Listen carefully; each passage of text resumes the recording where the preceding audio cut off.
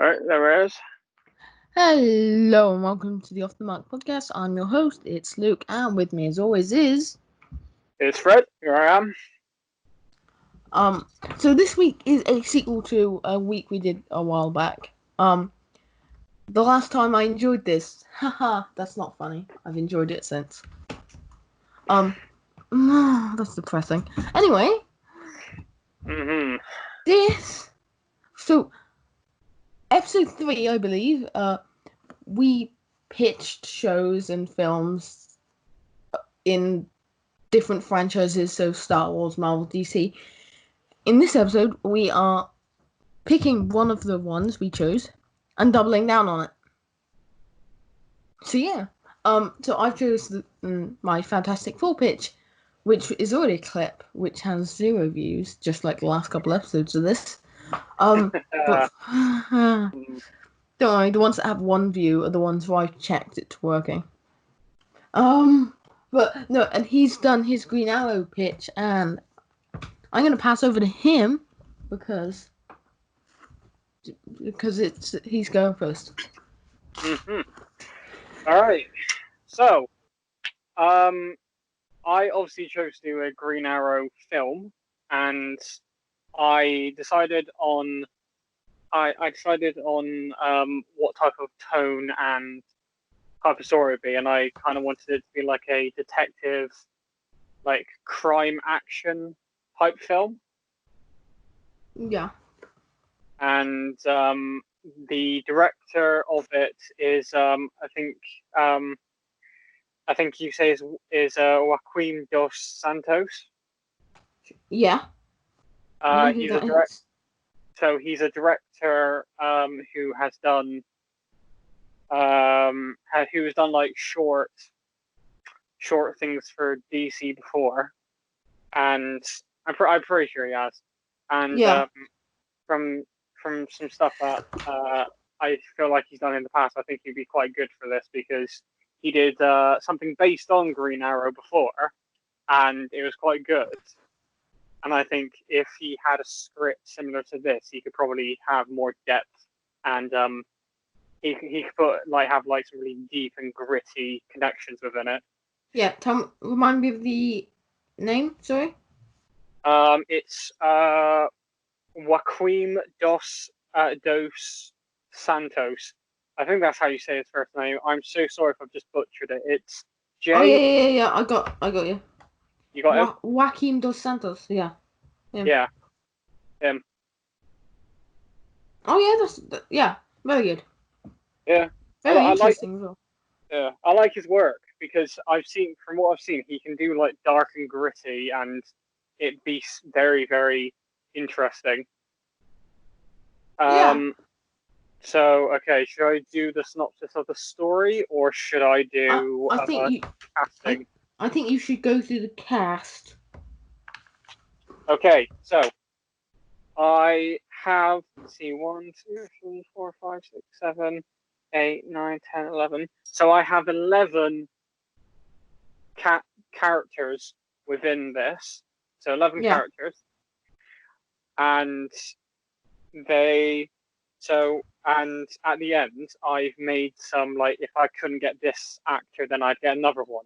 So what I've done is I've decided to have, so obviously my main actor who played Green Arrow is obviously Charlie Hunnam, but other actors who I would consider are Armie Hammer, Yeah. Garrett Hudland, and Liam Hemsworth. Yeah. I think they would also make good Green Arrows. But personally, I'd go for Armie Hammer, even though, based on his role in Justice League Mortal, it would feel like, oh, Batman's the Green Arrow again, or Green Arrow's Batman again. So, I don't know, Yeah, it's complicated. I've got a few interesting ones for everyone. So I've got Journey Smollett Bell as Dinah Lance Black Canary. Oh yeah, we must say that his is tying into DCEU and mine is tying him into the MCU. Yeah. So we won't be casting anyone new in roles that are already taken in that universe. Yeah. So obviously you're not going to see like Robert Downey Jr. as like another character in the MCU Yeah. because he's Or obviously another actor playing Tony Stark, whatever. yeah, unless you got like a younger actor. Yeah. Okay, so here's an interesting thing. I had Michael Fassbender as Malcolm Merlin, Dark Archer. Yeah. Now, I thought long and hard about this, and I thought who could also bring some like amazing, like like a really good amazing version of Malcolm Merlin, and I thought about Viggo Mortensen, Yeah. Keanu Reeves as a bit Yeah. of a throw-in, Christian Bale, I think that's probably the best. Yeah. and my last one is Jude Law. Mm. Uh, I think Bale is the least typical of them. But Mhm. I think the others are. I don't like Keanu in anything. I don't think he's that good of an actor. He Mm, seems like the nicest guy in the world, and I'll never take that away from him. But seriously, his acting's he's an rough. actor. Yeah, but those are my ones for Dark Archer. So I have Colin. I think it's Colin O'Donnell as Tommy Merlin. Yeah. But as other ones, here's the funny thing. I think actors who I put down for Green Arrow, any of the other actors could also play Tommy. So I put Liam Hemsworth and Garrett Hedlund for Tommy as well. Yeah. Because I think they would also make it, because you have the actors who you could get to play Oliver and Tommy are similar because you just do whatever. Now here's an interesting one. So Kim Basinger as Moira Queen. Oh yeah. I know Um, who that but is. yeah, but I have two other actresses, Leah Thompson and Julie Bowen. Yeah.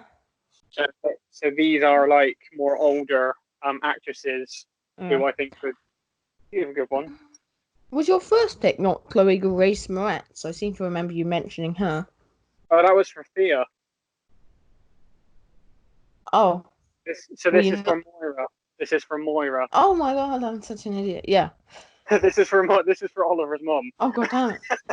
Let's do Thea next. Well, Thea is next. I was going to say that's where. Oh, that's lucky. My original pick for Thea Queen was Chloe Grace Moretz. But obviously, I did think that stereotypical Kick-Ass, because she was in Kick-Ass. She'd basically be pretty similar to what she was in Kick-Ass. He mentioned this to me last week. I turned against it. It's boring. So I did have some other ones in mind, and for Thea, I had it's Kiernan Shipka. Yeah. And Zoe. Zoe, I think Zoe Dutch. So DEUTCH Dutch. Yeah. Yeah.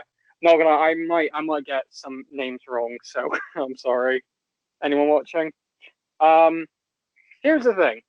I had Jeff Bridges as Robert Queen, and I thought it would be interesting just to have Jeff Bridges as just Robert Queen. Yeah. I don't really have anyone else. Yeah. Okay. I had an idea, which obviously wouldn't function far beyond now, because he's going to be in the Suicide Squad. But what do you think about Idris Elba as Dark Archer? So that would be interesting, because when I was looking at actors to play Malcolm Merlin, I was considering having like a different nationality or different race. So I was thinking about whether or not.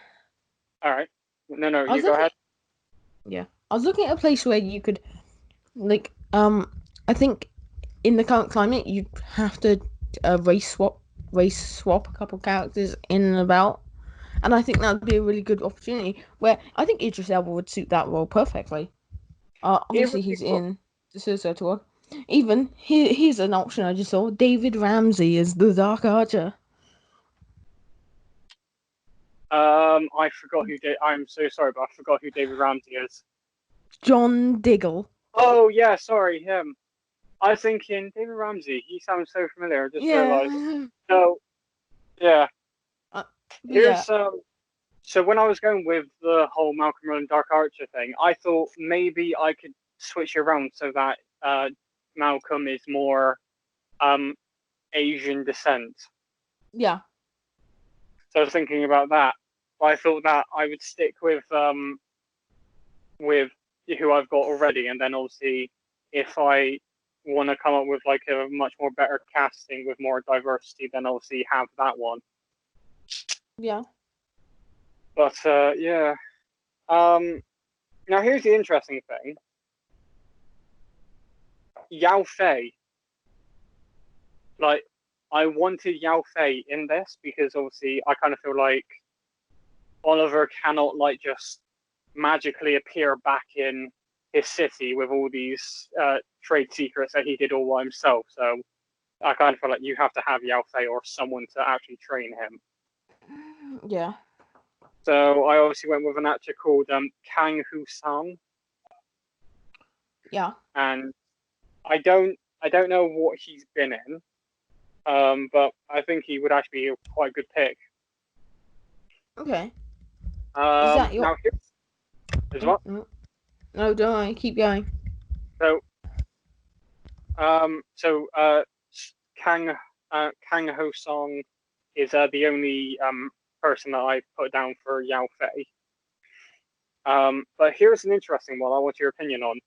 I obviously another character I wanted was Brick, so Danny Brickwell. Yeah.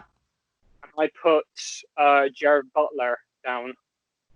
Yeah, that'd be fun. Jared Butler, but as different options, and you might like this. I have Sean Bean. Mm. Yeah. Because I kind of wanted Danny. I kind of wanted Brett to be kind of like an East, like a London, like English type character to make him look like he's like a professional gangster. Yeah. Um, but now here's another one. Have you ever heard of an actor called? I might butcher this last name. So David Owalo. Yes, I have. I thought of him as Brooke as well. Yeah, that'd be fun. I quite like your casting options all around. And then I have two more. I have two more characters I did casting for. Obviously, I wanted to keep one certain character in this, and that was Joe Manganiello's Deathstroke. Yeah. I absolutely love Joe Manganiello's Deathstroke. I think if he is given more of a chance to play Deathstroke, he will probably show off a lot more. Yeah. And like that. But here's another one. Have you ever heard of I think it's Trevant Rhodes? No, I haven't. So I had so Trevant Rhodes. He is I think I'm pretty sure he's an America. He is a black American actor, and I have put him down for John Diggle Stewart, Green Lantern, Yeah. Okay. and for other actors that I would have as him, I had Tyrese Gibson and Michael J. White. Yeah. So those are my other two options for him. And yeah, so that's my acting. Okay. So, do you want to go over the plot or synopsis? Yes. So the whole synopsis of this, I'm probably going to repeat myself from when I was talking about this before. So the whole synopsis is Oliver Queen is abandoned on his is abandoned on a remote island in the North China Sea, and he suffers a great loss when his dad is killed in an accident with their yacht. So he didn't get to the island with Oliver. His dad just went down with the ship. Yeah. He gets there and he spends a few days scouring across the beach trying to find stuff to do, and he just blacks out. And it cuts to a few years later, where a large fishing boat, which is looking for a special type of crab, which is native to that region of the ocean, comes down to the shoreline and finds a massive sign saying SOS, like help. And they come aboard and so they go ashore and find a man in some really tattered clothing, just sat on the beach, and he just passes out. And then it just takes it. Then the story follows onto Oliver Queen being back in Star City after a few reckless days.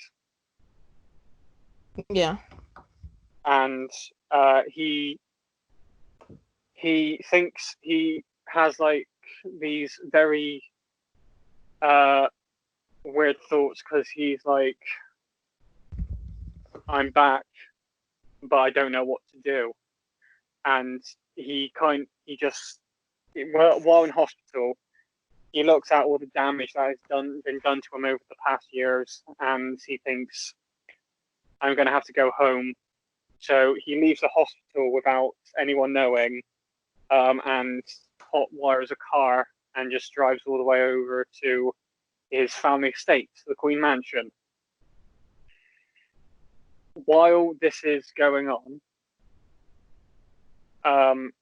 he is obviously very confused, doesn't know what's going on. So he drives all the way back over to his home, and opens the door and finds his mother in the hallway, and he shouts out to her saying, "Oh, Mum!" And obviously he reunites with his mum and his sister in like a very like heartwarming scenario. Yeah. You obviously get the introduction of who they are and what relation they are to Oliver. You then obviously have Tommy, who is Oliver's best friend from years ago, and he seems a bit different, but Oliver doesn't know what's going on with him. So they just go out and do some stuff and just pretend that it's like normal. While driving through a certain part of Star City, they see that a lot of people are on their own, homeless, and it's riddled with a lot of crime. And Tommy explains that Star City has not been that great over the past few years, with a lot of gang wars and corruption within the law. Yeah. And basically, they drive back and they hear Oliver's mother laughing with someone in the main part of the house, and they both go, "Oh, hi." And there's a woman with Oliver's mother. She turns around and it's Dinah Lance, and obviously Oliver and her look at each other with look at each other for like a very long time, and they both just run each other and hug it. They just run and hug each other, because obviously they've both been away from each other for a long time, and it's insinuated that they both went out with each other before the accident. Yeah. And they all three of them, so Tommy, Oliver, and Dinah, just sit down and just talk about what's happened, and they just laugh quite a lot. And well, I wanted to add a certain scene in it, which was Oliver like flipping around and catching a glass vase that one of his maids has dropped, and Yeah. they're like, oh, how'd you do that? Like, seem a lot more faster than you used to be, and yeah, it was like that. But the whole moral of it is that Oliver sees how much crime and how much pain is being waged onto a city by some very, very evil people. And at the top of that is a criminal by the name of Danny Brickwell, aka Brick. And Yeah. they obviously explain how Brick got his nickname because he uses a special a special type of knuckle dusters which are made out of like brick fragments, and he just obviously like beats people to death with them, and they leave like a red chalk brick distance on them. So it's obviously his calling card. Yeah. And it's more of like, so Oliver thinks I can go and I can take on these criminals, but if I'm going to do that, I need more than just no, I need more than just a bow and my normal clothes. So what he does is he goes to Queen Consolidated and takes up the mantle of the CEO of the company. Yeah. And he thinks, okay, with my resources, I can help people by doing fundraisers, do all that. But in essence, he thinks about what can I use to get an edge. So the first time he goes out trying to stop some thugs and everything, he is just wearing like a green hoodie, a baseball cap, and some green paint across his eyes.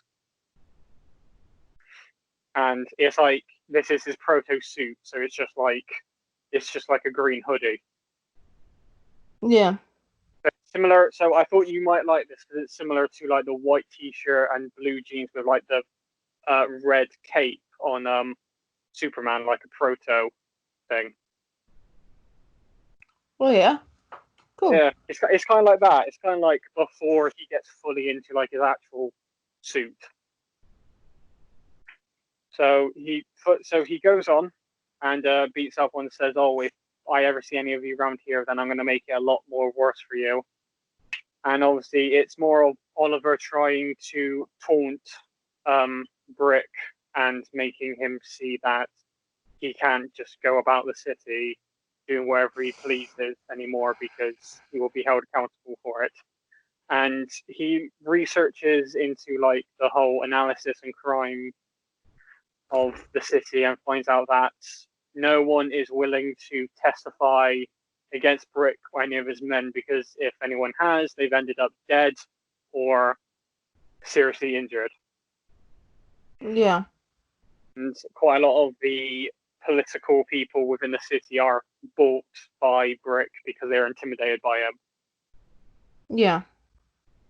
And Oliver wants to show people that they can't just be scared of some gangster who is just using fear. So he thinks I'm going to use even more fear to get through that. No one is safe within my city if they try and commit a crime.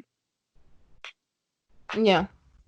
And it goes, so the story goes on, and obviously Brick keeps on having different deliveries of weapons and drugs or other things destroyed by a guy with a green hood and a bow and arrow. And with one encounter, Oliver is injured by a gun, and he thinks if I'm going to keep on doing this, I need something more than just a green hoodie. Yeah. And so he starts production on his own suit, so his own like Green Arrow suit, just to make it so that he's got like bulletproof or stuff that like, so like he won't get shot and killed. So Yeah.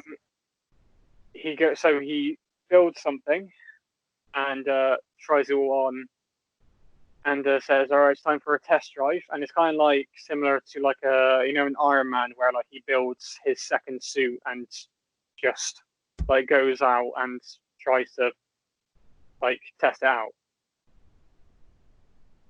Yeah. Okay. Similar to that one. And he's going across the city over the next few weeks, and he's just he's just like arresting or like getting rid of some criminal, like a lot of criminals. So a lot of like important people within Brick's inner circle.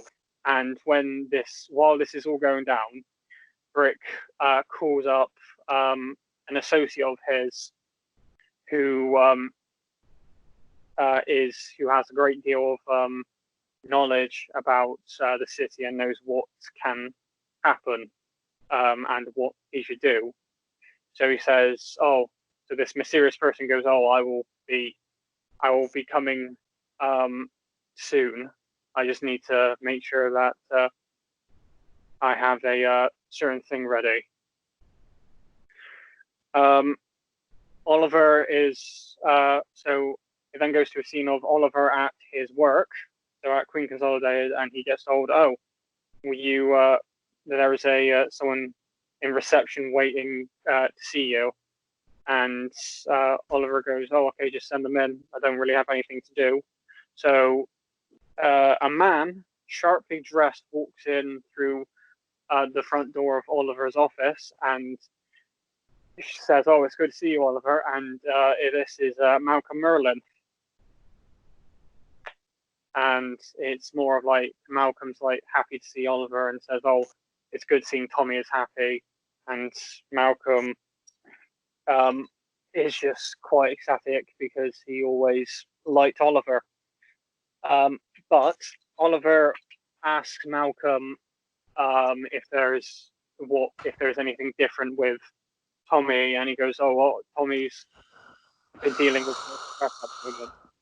And while this is happening, uh, Oliver has been given a call by Dinah saying that he needs to get to Star City National Hospital right now, and it's revealed that Tommy has been has had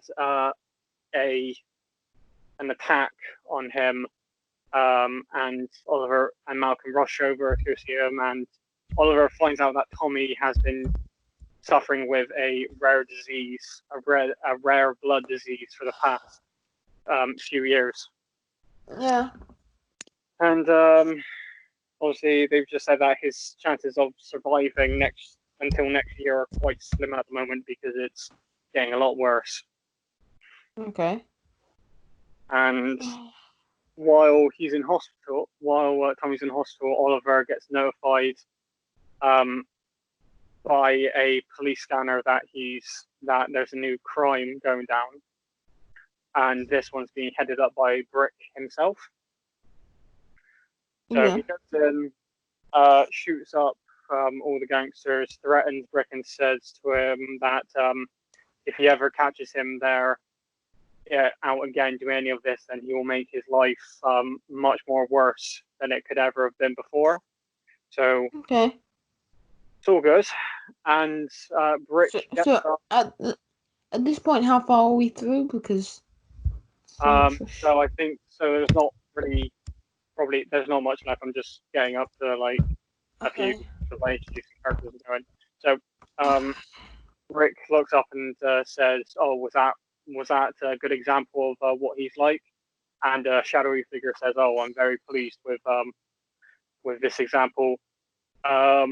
Oliver goes about, finds out that Dinah is the only one who's putting a court case against Brick, and then he's told that Brick is doing it again.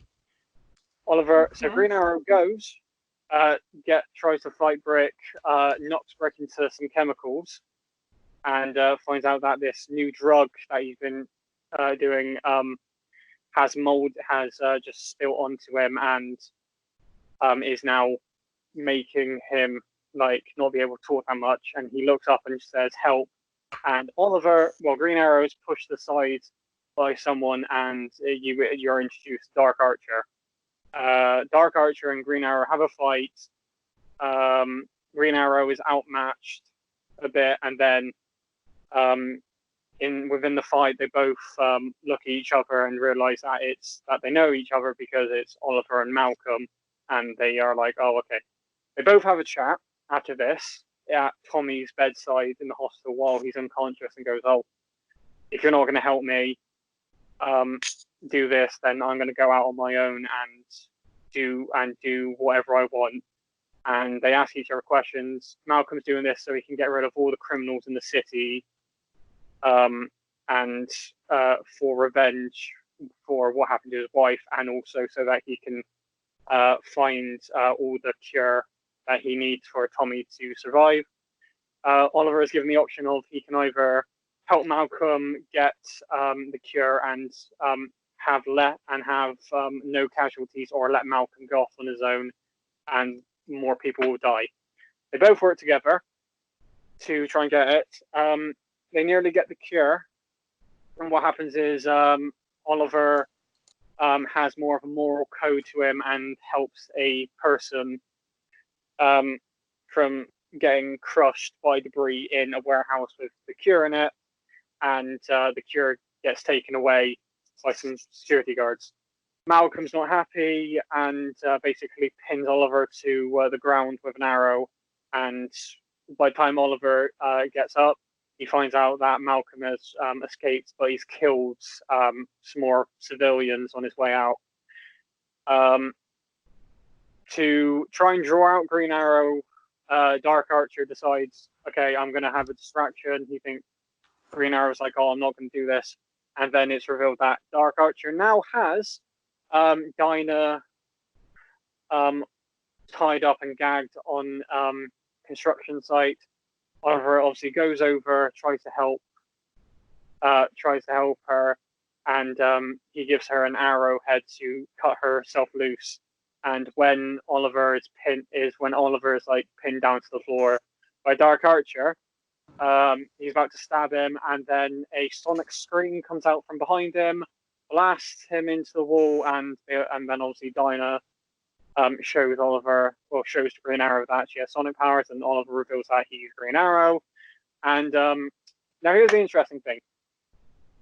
Dark Archer, Malcolm Merlin, gives Oliver a choice.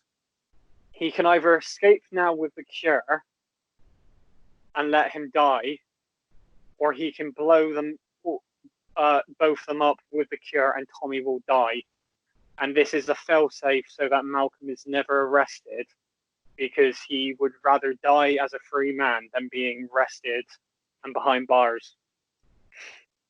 So Oliver has this choice, and he does this because he knows that Oliver can never do it. And he says to Oliver as he's leaving, "You've always been a good friend to me and Tommy, and always stand by him, even if he hates you." And Oliver runs while Malcolm shows that he's been impaled onto a rod, and he blows up the building. Malcolm dies, so Dark Archer dies.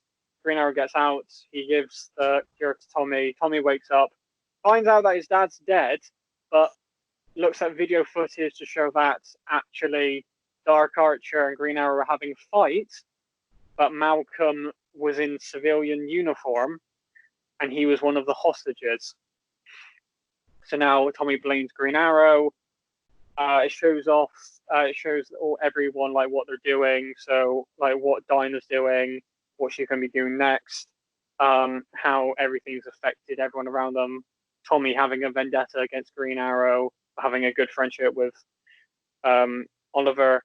But here's the interesting scene. You have Oliver. So you have Oliver's security guard, John Diggle, introduced, and it's obviously says, "Oh, it'll be nice working with you." And there's an end scene where it's got Oliver interrogating a person, trying to say, "Oh, I want to know where the rest of Rick's stash is." And while this is happening, a ninja chucks a throwing star at this thug, killing him.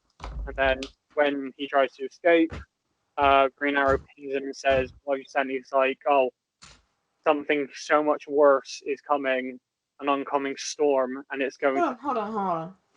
Yeah. You've had 5 or 6 natural endings already. So your third act has so many endings. So there was a different scenario that I played out a few times. So obviously it shows off like what all the established characters are doing, and then the secret ending. So like the end credit scene for it is the introduction of Deathstroke, and to show that he would be the next big bad. Okay, I'm gonna be honest with you here. This is Spider-Man 3 levels of overstuffed. You could have done with 1.5 villains. You could have just set had Malcolm be established here and not have him be prominent until the sequel. Brick was a pretty good villain. The way you went through him was good, but you just sort of don't have enough for Malcolm to be the villain in this one. Well, it's more or less like to show that obviously Malcolm is the one controlling everything that's going on. So like he's helping Brick to do all this because he's at the end. So his end goal is to kill Brick, kill his men, and just make the city how he wants it. Yeah, I know, but you just didn't need the Green Arrow Malcolm fight. I just don't think that was needed. I think that's action where there doesn't need to be. I don't know. It's more of like I want to have like an established where like they have a first fight, which is like show that he's outmatched, and then when there's the last fight, he obviously Green Arrow thinks, "Oh yeah, I'll be able to take care of him," but when it gets to it, he still cannot defeat Malcolm, and the only reason, like, he never actually defeated Malcolm. Alright. That's the whole thing. Like, obviously, he never actually defeated Malcolm. The only reason why he got out of there was because Dinah had used her Sonic Scream. Yeah, I didn't think that fight needed to happen really. Like, it's the lead on that. Obviously, Dark Archer is the only villain that Green Arrow could never actually defeat. I would rather that be the opening fight of the sequel, leave this one on a cliffhanger, and have that be the first fight of the sequel.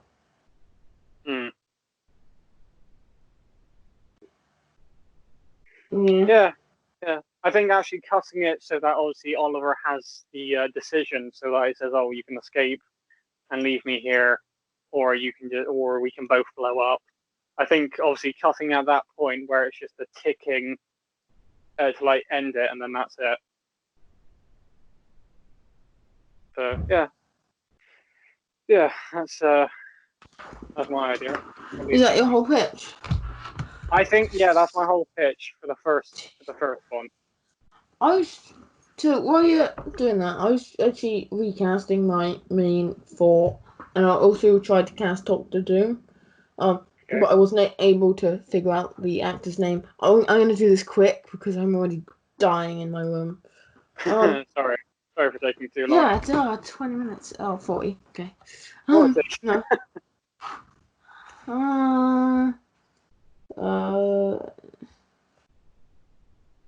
Okay, so I'm gonna be quick. My casting has changed. I was gonna change the casting of Reed Richards, but nope. I couldn't figure it out. Something.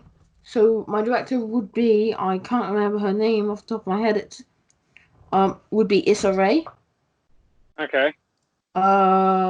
She directed a really good short film that I watched a couple of days ago called Hair Love. 2019 short film. Really, like, I wouldn't say it's incredible, but it's got a lot of heart. She also directed a little and has had a role in BoJack Horseman. Mm-hmm.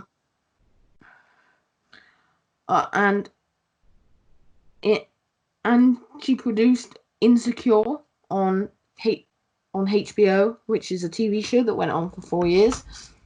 Yep. Okay. Which means every interview I saw with her is insecure producer talks about this, and it's just you know, get people to stop calling you insecure, you know. But no, so my cast, Brandon Rath hasn't changed, even though it would if I could remember that damn actor's name. The two I've changed are actually Sue and I can't remember. No, Johnny Storms. So Sue is now played by Naomi Scott, and Johnny is played by Keenan Lonsdale, who we'll all be familiar with because he was on The Flash. Taron Egerton is still the thing. 2 reverse actors so far. Yes, I do. Obviously, it would be one if I figured out that damn actor's name, but I couldn't. Yeah. I scored so much looking for this guy, but I would also make a point of he's probably not going to be in this.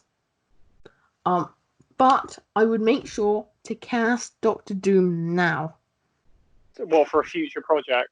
Yes, but cast him for this show, but you probably won't use him. Because otherwise you may end up having other directors go down the wrong alley. I want this Doctor Doom of African descent, mother dies, he goes down a path of magic to save her, etc., etc. That's Doctor Doom for you. That's actually quite good. I like that. Oh, well, that is Doctor Doom. That is Doctor Doom's origin story in everything except the films. He has no connection to... The reason he becomes a Fantastic Four villain is because they venture into Latveria in the comics, at least. And he doesn't like that. He's there to protect Latveria. I don't want him to have a grudge against Reed or Sue. I want him to have respect for Reed. Kind of like a Thanos Iron Man type of situation. But that's not really what this show's for. I'm going to give a quick rundown before I die of heat exhaustion. So, I have episodes for this, but I kind of chucked them out. This might be a film. It might be a couple episodes. I don't know. You can so I originally planned out where I need these characters to start and where I need these characters to end up. This hasn't really changed much from my last Fantastic Four pitch. So I want them in the 60s, like young Hank Pym. You've got Howard Stark. You've got older Haley Atwell. It's another project to go alongside the Ant-Man project. So you had Pym Part, of course, going on, and you had the Fantastic Four project. Or it wouldn't be called that, but you know. Or maybe it would be called something 4, just to give that initial, but you don't really need it. I would go with there was more than them 4 on the expedition, but someone else died. Or someone else, quote unquote, died. You can bring him back another time in a different role. I don't know. So you'd have this not be sent in space this shortly after the last US venture to the moon. They're going to the moon because there's been activity on the moon. I'm tying Inhumans in here a little bit. You'd probably get like angled, distorted pictures of the original King of Attilan before Black Bolt. You'd maybe have a child No, you wouldn't even have Black Bolt there. You wouldn't have any of the current Inhumans unless you were to age them slowly, which I probably wouldn't. I want all of the recent Inhuman stuff, except Death of the Inhumans, to be coming up in this universe, like the Black Bolt 2017 comic, and because that's just a work of art, that book. And so I'd have the Inhumans be where they're searching, but on their way they get hit by a storm or something, a quantum storm. So, and my ideas with that is I want quantum energy to be released anytime there's major interactions between the regular world and the quantum verse, microverse, whatever. I can't remember what it's called. But anytime there's big interactions, there's almost like a pop somewhere in the universe. and this would be tied into maybe an Ant-Man prequel or something. I don't know. Yeah. Maybe you'd have, I don't know, something happen there. There's room for that to be explored. I don't know much about the quantum realm. So big boom in space, which sucks. The Fantastic Four, or that whole crew in there, one of their crew goes insane. Don't know what happens. Sure, they end up at the Quantum City, in which they try and figure a way out. They figure out that they're building a ship. They have to build a ship, and they manage to figure out that it's the quantum energy that lets them get out. This ties in with Endgame because, well, the time travel stuff. But so time passes differently, obviously. So for them, it's only been a couple years, I'd say, in the Quantum City. They get along with people. There's, they're just sort of scavenging off the resources. The leader's not there yet. Yeah. And then when Ant-Man and the Wasp pull Janet out of the quantum realm, it does another boof, which is how they learn about, it's this connection to the world that is what can get us out. And then they set up a ship to get out, and they just have to wait. This is the Fantastica, because I wanted to get the Fantastica in there. So hold on. Okay, so then they're waiting around, and then Avengers Endgame happens. Everything happens, and they pop out shortly after Avengers Endgame. Maybe a year, maybe 6 months to a year. Pop out, realize they're in the future time.